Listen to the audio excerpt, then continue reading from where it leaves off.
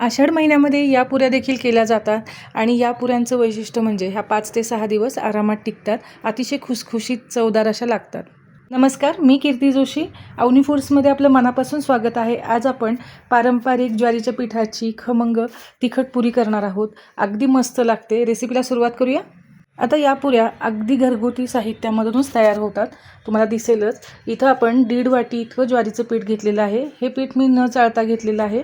चाळण्याची आवश्यकता नाही. त्याच वाटीने मी इथं 1.25 वाटी इतकं गव्हाचं पीठ घेतलेलं आहे आणि 3 चमचे इतकं आपण बेसन पीठ घेतलेलं आहे. आता हे पुरीचं पीठ मळण्यासाठी आपल्याला कोमट पाणी घ्यायचं आहे. शक्यतो आपण पीठ मळण्यासाठी कोमट पाण्याचाच वापर करायचा आहे, कारण की ज्वारीच्या पिठामध्ये चिकटपणा नसतो आणि तो चिकटपणा यावा यासाठी आपल्याला कोमट पाण्याचा वापर करायचा आहे. इथं आपण धणे जिरे पावडर घेतलेली आहे, ओवा घेतलेला आहे, हळद, लाल मिरची पावडर, चवीनुसार मीठ, भरपूर कोथिंबीर घेतलेली आहे, इंच आलं आणि 5 ते 6 मिरचीचं वाटण घेतलेलं आहे. पांढरे तीळ घेतलेले आहेत. पुऱ्या छान लागतात तिळामुळं आणि दिसतात देखील छान. त्यानंतर पाव चमचा हिंग आणि 1 चमचा आपल्याला इथं मोहन म्हणून तेल घ्यायचं आहे. कोथिंबिरीसोबतच जर तुमच्याकडे पालक किंवा मेथी असेल ती देखील बारीक चिरून घातली तरी चालेल. आता जे आपण साहित्य घेतले त्याचं प्रमाण तुम्ही कमी अधिक करू शकता आपल्या आवडीनुसार. पुरीसाठी इथं आपण पीठ भिजवून घेऊयात. सगळ्यात आधी आपण ज्वारीचं पीठ घालून घ्यायचं आणि त्यावरती आपण गव्हाचं पीठ पण घालून घ्यायचं, बेसन पीठ घालून घ्यायचं. आता हे जी पिठं सांगितली आहेत यामध्ये गव्हाचं पीठ आणि ज्वारीच्या पिठामध्ये तुम्ही थोडाफार बदल करू शकता, कमी अधिक घालू शकता. बेसन पिठाबरोबरच आपण इथं 2 चमचे तांदळाचं पीठ देखील वापरू शकतो. आता भांड्यात पीठ घेतल्यानंतर धणे जिरे पावडर, ओवा असा हातावरती बारीक क्रश करून घ्यायचा आहे. त्यानंतर आपण इथं चवीनुसार मीठ घालून घ्यायचं आहे, हळद घालून घ्यायची, मिरची आणि आल्याचं असं जे वाटलेलं वाटण आहे ते घालून घ्यायचे. आता इथं मी 5-6 मिरच्या वापरल्या आहेत. तुम्ही याचं प्रमाण थोडं जास्त किंवा कमी देखील घेऊ शकता. अर्धा चमचा हळद घालून घ्यायची. हळद जास्त घालू नका, नाहीतर या पुऱ्या तेलामध्ये तळत असताना काळ्या पडण्याची जास्त शक्यता असते. त्यानंतर 1 चमचाभर लाल मिरची पावडर, भरपूर तीळ घालून घेतलेले आहेत. नंतर भरपूर सारी कोथिंबीर घालून घ्यायची आहे. अगदी पालक किंवा मेथीसुद्धा वापरू शकता किंवा अगदीच काही नसेल तर तुम्ही कसुरी मेथीसुद्धा यावरती घालू शकता. खमंग अशा या पुऱ्या तयार होतात. आता त्यानंतर आपण या मिश्रणावरती घालून घेणार आहोत 1 चमचा तेल. साधं अगदी थंड तेल आहे. मोहन म्हणून तेवढंच तेल आपल्याला वापरायचं आहे, त्यापेक्षा जास्त वापरायचं नाही, नाहीतर आपल्या पुऱ्या तेलकट होतील. आता हे सगळं मिश्रण आपल्याला एकसारखं एकजीव करून घ्यायचं आहे. घेतलेलं तेल या पिठाला तेल मसाले व्यवस्थित चोळून झाल्यानंतर मग आपण थोडं पाणी घेऊन आपल्याला हे पीठ छान असं घट्टसर मळून घ्यायचं आहे.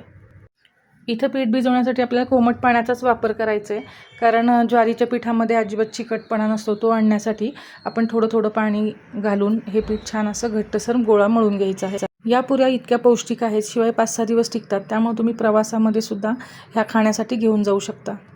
पूर्वीच्या काळी खमंग धपाटे, खमंग पुऱ्या किंवा गोड कापण्या अशाच प्रवासाला जाताना घेऊन जात असत.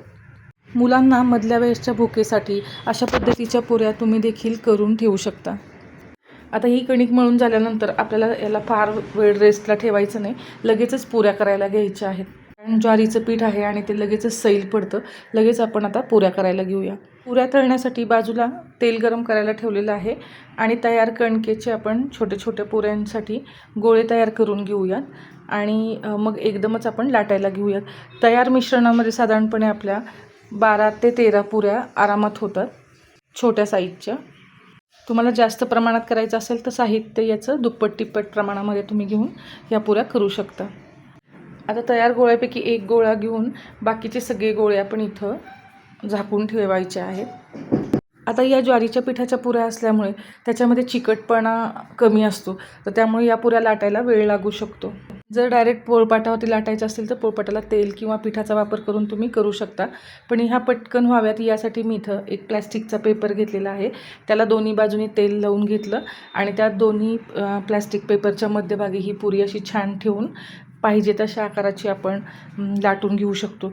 पुरी करताना थोडी मध्यम साईजची ठेवायची, फार जाड ठेवायची नाही किंवा फार पातळ ठेवायची नाही. त्या फार जाड झाल्या तर त्या खुसखुशीत होत नाहीत आणि पातळ लाटल्या तर कडक होतात. साधारणपणे आपल्याला अशा पद्धतीची ही पुरी लाटून घ्यायची आहे आणि एखाद्या एकसारख्या आकारासाठी एखाद्या वाटीने आपण ही पुरी अशी छान कट करू शकतो. अशाच पद्धतीने मी तुम्हाला दुसरी पुरी देखील करून दाखवते. प्लॅस्टिकचा पेपर इथं वापरल्यामुळं छान लाटता येतात किंवा अशा पद्धतीने तुम्ही वड्यासारख्या थापू देखील शकता. पटपट हे पीठ सरकलं जातं. फक्त पुरी थोडीशी मध्यभागी जाड आणि साईडच्या कडा पातळ करायच्या आहेत आपल्याला. आता आपली दुसरी मध्यम आकाराची ही पुरी देखील तयार झालेली आहे. सगळ्या पुऱ्या एकसारख्या दिसण्यासाठी इथं आपण वाटीचा वापर केलेला आहे. अशाच पद्धतीने आपण सगळ्या पुऱ्या करून घेऊयात. पुरी करण्यासाठी जर तुम्ही एकटाच असाल तर 5-6 पुऱ्या एका वेळेस करून घ्यायच्या आणि लगेचच तळून घ्यायच्या. मग पुन्हा त्या तळत असताना आपण लाटून घ्यायच्या. आता इथं बघा मी साधारणपणे 6 पुऱ्या लाटून घेतलेल्या आहेत आणि तेल पण गरम छान आपलं कडकडीत करून घ्यायचं आहे.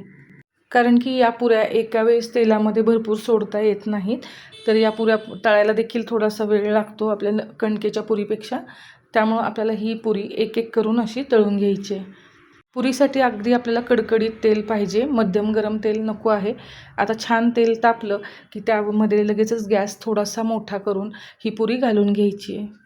ज्वारीच्या पिठाच्या पुऱ्या अगदी खूप फुगत नाहीत, मध्यम साईजच्याच फुलल्या जातात.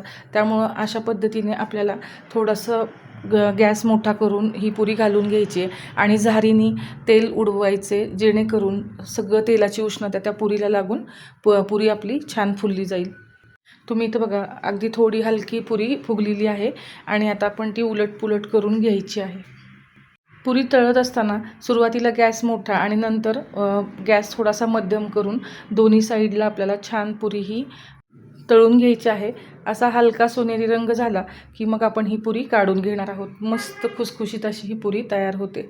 ज्वारीच्या पिठाच्या पुऱ्या ह्या मध्यम फुलतात आणि बघा इथं मस्त ही आपली पहिली पुरी तयार झालेली आहे. आपण काढून घेऊया. अशाच पद्धतीने आपण सगळ्या पुऱ्या तळून घ्यायच्या आहेत. ह्या पुऱ्या तळत असताना लक्षात घ्यायच्या गोष्टी म्हणजे ह्या की तेल आपल्याला छान कडकडीत गरम पाहिजे. सुरुवातीला गॅसची फ्लेम मोठी आणि नंतर पुरी एकदा का पुरी फुगली की त्यानंतर मात्र मध्यम आचेवरती याला दोन्ही बाजूने आपण छान तळून घ्यायचे आणि एक एक करून आपण ह्या पुऱ्या तयार करून घ्यायच्या आहेत. अशाच पुऱ्या आपण एक एक करून सगळ्या तळून घेणार आहोत. अगदी इतक्या खमंग लागतात ना चवीला, नुसत्या देखील खायला छान लागतात. आपण जे पुरीसाठी आत्ता छान पीठ मळलं ना, त्याच पद्धतीचं पीठ मळून काही जण ह्या पुऱ्या न लाटता असे छान हाताने थापतात आणि त्याला तळलेले मसाला धपाटे असं देखील म्हणतात. आपल्या सगळ्या पुऱ्या बघा तळून तयार झालेल्या आहेत. या पुऱ्या जेवढ्या दिसायला छान दिसत आहेत तेवढ्याच त्या खुसखुशीत आणि मस्त लागतात चवीला. नक्की करून बघा. एक पुरी मी इथं तोडून दाखवते. अगदी मस्त सॉफ्टली ही पुरी तुटत आहे, इतकी खुसखुशीत झालेली आहे. तुम्ही इथं बघू शकता अगदी आतपर्यंत व्यवस्थित तळली गेलेली आहे. आजची जर रेसिपी तुम्हाला आवडली असेल तर रेसिपीला लाईक, शेअर, कमेंट करा. चॅनलला जर सबस्क्राईब केलं नसेल तर सबस्क्राईब करायला विसरू नका आणि अशाच पद्धतीचे नवनवीन व्हिडिओ पाहण्यासाठी आपला चॅनल पाहत राहा. धन्यवाद.